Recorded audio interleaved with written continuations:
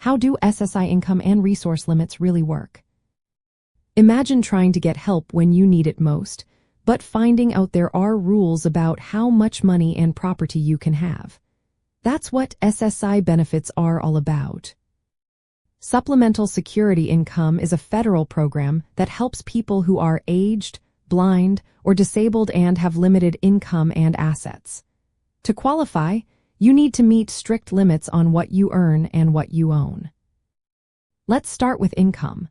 Income includes wages, Social Security benefits, pensions, or any other payments you get regularly. For the year 2025, the federal limit for an individual is $967 a month, and for a married couple, it is $1,450 a month.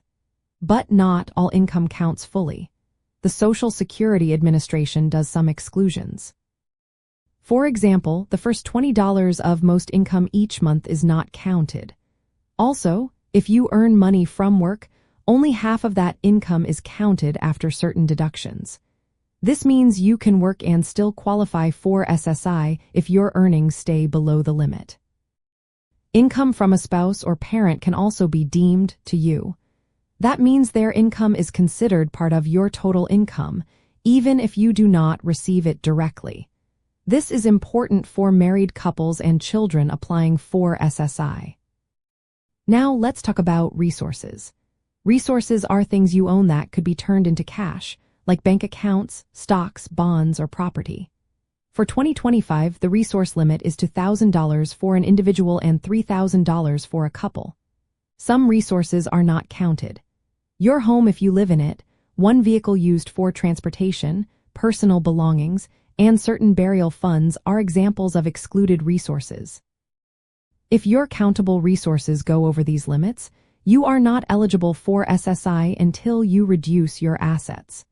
Keep in mind, these limits have not changed since the program started, so they are quite low compared to today's living costs. How do these limits affect your benefits? The Social Security Administration checks your income and resources to decide if you qualify and how much you will get. If your income is above the limit, your SSI benefits might be reduced or stopped. If your assets are over the limit, you cannot get SSI until you lower your resources. Your living situation also matters. If you do not pay rent or live in a medical facility, your maximum SSI payment might be lower. For Latino individuals planning for retirement, understanding these rules is key. SSI can be a safety net if your savings are limited. But because the asset limits are strict, it's smart to plan how you manage your savings and property. Keep track of your income sources and how they might count toward the limits. Be aware that having more than $2,000 in savings can disqualify you. Some states offer extra benefits or programs that add to federal SSI. If you are married, remember that your spouse's income and assets can also affect your eligibility. Talking with a benefits counselor or an attorney familiar with SSI rules can help you plan wisely. Remember, your financial situation or living arrangements can change, so it's important to stay updated. In the end, these income and resource limits are there to make sure help goes to those who need it most. For those planning for retirement, understanding these rules helps you make smarter choices about your savings and income to stay eligible for benefits when you need them.